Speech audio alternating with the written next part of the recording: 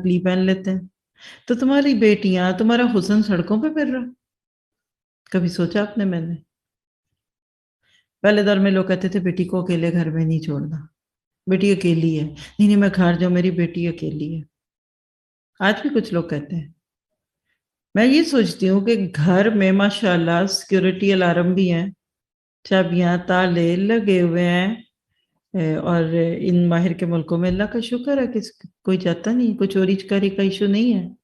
کیا گھر بیٹھی اکیلی بیٹی آپ کی زیادہ غیر محفوظ ہے یا وہ جو صبح اٹھ کر باہر جاتی ہے اور شام کو گھر آتی ہے؟ سیدھی سی بات ہے. آپ کا سونا چاندی اگر اندر الماری میں لاکڈ ہے تو زیادہ سیکیور ہے نا کھلا چھوڑنے سے. تو باہر بھیجتے ہوئے سارا دن باہر جس رنگ روپ میں بھی کوئی جائے ادھر خطرہ ہے عزت کو، آپ کو پتہ بھی نہیں لگنا، اس کو بھی نہیں بیچاری کو پتا ہونا. وہ خراب نہیں ہے لیکن باہر بھیڑی ہے، وہاں گندی حوث بھری نظریں ہیں. تو کہیے میری خواہشات تیرے حکم پر قربان. اے اللہ، میں اپنے آپ کو خوب سجا سنوار کر شادی میں بھیجوں، میں باہر جاؤں، میری یہ خواہش ہے کیونکہ میں اچھی لگوں گی لوگوں کو بھی. بٹ تیرا حکم پتہ چل گیا، لا تبرجنا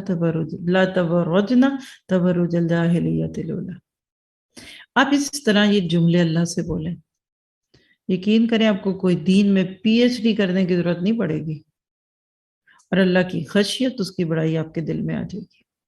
اور میں نے اپنے پچھلے کئی سال کے ایکسپیرینس سے دیکھا ہے، جن بچیوں کے دل ہرے ہوتے ہیں نا، اندر تقویٰ ہوتا ہے، صرف پانی نہیں پڑا ہوتا قرآن کا، سورت بقرہ بھی نہیں پوری ہوتی، تو وہ یہ جملے کے مطابق اللہ کے حکم پر اپنی ہر ناجائز خواہش کو قربان کر چکی ہوتی ہیں.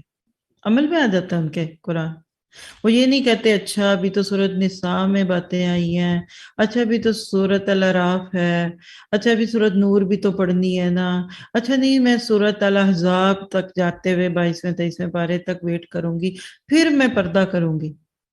5ویں پارے سے پہلے کر لیتی ہیں. کیونکہ جب آپ کو اپنے مالک کی یہ بڑائیاں جو ابھی بھی ہم نے سیکھی ہیں کہ اللہم انت السلام و منک السلام تبارکت یا ذا الجلال والاکرام، اس کے بعد بندہ ڈھہ نہیں پڑتا. کیسے کھڑی رہوں میں اللہ کے حکم کے خلاف؟ ربنا ولک الحمد حمدا کثیرا طیبا مبارکا فی. کتنی دفعہ پڑھنا تھا، کیسے پڑھنا تھا، ذرا یہ میرے مخارج سن لیں، یہ جو میں دعائیں مانگ رہی ہوں. ٹھیک ہے، آپ میں سے بھی کچھ لوگ اس طرح سیکھ رہے ہیں نا دعائیں، مجھے بھی بھیجتے ہیں. میں آپ سب کو ایک اس کا اچھا سا طریقہ بتاتی ہوں کہ آپ یہ دعائیں چھوٹی چھوٹی یاد کریں. پھر اس کے بعد یوٹیوب پہ تب سیو ہو گیا نا آپ کے لیے. اس دفعہ ہم اس پوری سیریز کو کٹوا بھی رہے ہیں، یعنی ہم 3 چیزیں کرتے ہیں نا، ایک ذکر، ایک دعا، ایک ریمائنڈر، اور پھر مین صورت ہے. تو ایک لیکچر ڈیلی آپ کو ادھر لائیو جا رہا ہے. اس کے بعد آپ کو اپنی نور القرآن ٹی وی کی پلے لسٹ پہ چھوٹے لیکچرز بھی دکھیں گے جس میں ڈیلی ریمائنڈر الگ کر دیا جاتا ہے، وہ تاکہ آپ جس کو مرضی بھیجیے، کوئی ایک ریمائنڈر سن لے، کوئی کچھ. تو آپ دیکھیں گے کہ جب آپ یہ چیزیں یاد کریں نا تو اس سے کھول کر پھر سن لیجیے، تو انشاءاللہ اصلاح ہوتی رہے گی. ٹھیک ہے، آپ کی تجویز، آپ کی یہاں تو ویسے بھی دعائیں ہوتی ہیں. تو کس کس کو یہ ریمائنڈر سمجھ آ گیا؟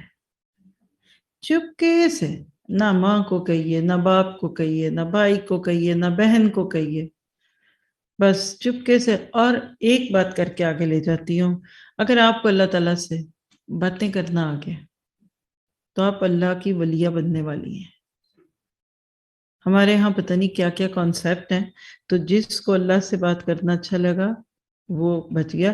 کیا آپ سارے مل کر یہ جملہ 3 دفعہ دہرانا چاہتے ہیں؟